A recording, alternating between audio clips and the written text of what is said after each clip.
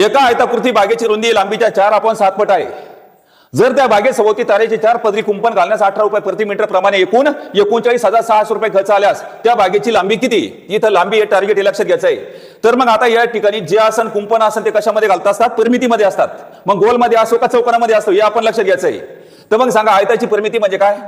एवढं लक्षात ठेवायचं आहे.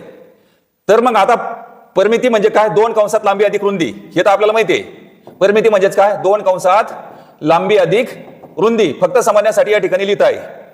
तर मग आता याच्यामध्ये काय असतात? लांबी किती आहे? लांबी 4/7 म्हटलं ना तर रुंदी कमी असते आणि या ठिकाणी लांबी जास्त असते. इतकी गोष्ट आपण ध्यानात घेणं महत्वाची आहे. तर मग आता याच्यामध्ये काय करायचं आहे?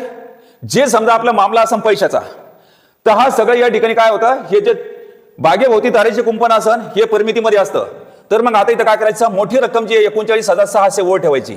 बघा इतकं एकदम जबरदस्त आहे आणि शॉर्टकट आहे. तर मग आता इथं किती पदरी आहे? 4. त्याच्यानंतर प्रति खर्च किती आहे? 18 रुपये प्रति मीटर आहे गेलेलं. आता इथं गुणीला किती आहे? 2. ते इथं भागेला 2 लिहायचं. 7 आणि 4 किती होतात? 11. ते इथं लांबी आपल्याला उत्तर काढायचंय. तर मग या ठिकाणी काय भागेला 11 लिहायचं. समजलं? तर मग आता इथं काय सगळे सोपं. 18 1 18, 18 2 36